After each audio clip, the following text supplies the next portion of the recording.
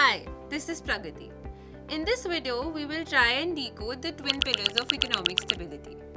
While you're still trying to take a guess on what I'm trying to talk about here, please like, share and press the bell icon below. In the world of economics, two policy tools hold immense power to influence a nation's financial well-being.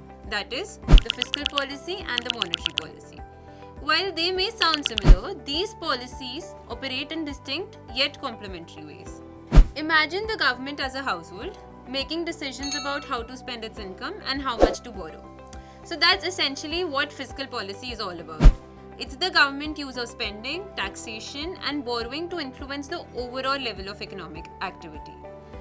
Think back to the COVID pandemic. When the economy took a nosedive, governments worldwide, including India, implemented expansionary fiscal policies. This involved increased spending on healthcare, infrastructure, and social welfare programs, which kind of aimed at stimulating demand and reviving the economy. Now let's talk about the monetary policy, shifting our focus to the RBI. It plays a crucial role in regulating the money supply and interest rates. Now this is where monetary policy comes into play. Monetary policy involves adjusting interest rates, which is the cost of borrowing money, to influence economic growth and inflation.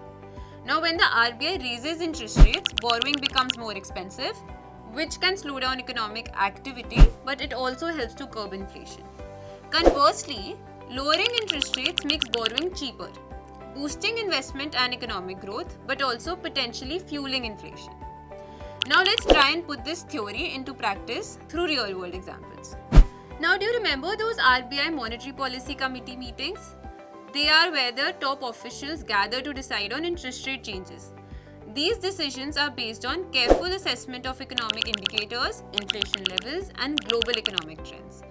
Similarly, the US FOMC meetings, which is the Federal Open Market Committee meetings, they determine the interest rate changes in the United States. During the COVID-19 pandemic, the Fed implemented an unprecedented fiscal stimulus package, injecting massive amounts of liquidity into the economy to prevent a financial meltdown.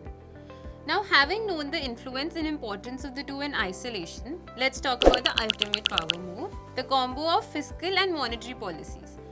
Now, going back to the US during COVID, on the fiscal front, US government unleashed a massive stimulus package worth trillions of dollars, including direct cash payments to individuals, expanded unemployment benefits, and funding for businesses, healthcare, and infrastructure projects.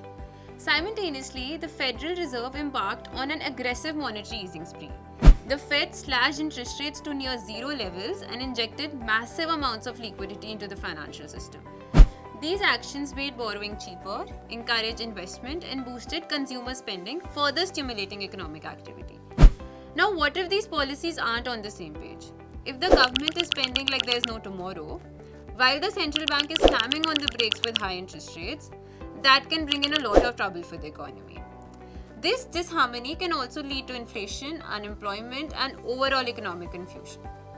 So let's just put into perspective with an example. Just think back to the 1980s in Latin America. Governments were often spending big, but the central banks were hesitant to increase interest rates. What was the result? Hyperinflation, where prices soared faster than a rocket. Now we've understood these two policies in length, and we've also understood that they work in tandem. So to conclude, I'll try to summarize. While fiscal policy focuses on government spending and taxation, monetary policy focuses on interest rates and money supply. Both policies are crucial for ensuring a healthy economic environment for individuals, businesses, and the nation as a whole. Thank you. Mutual fund investments are subject to market risks. Read all scheme-related documents carefully.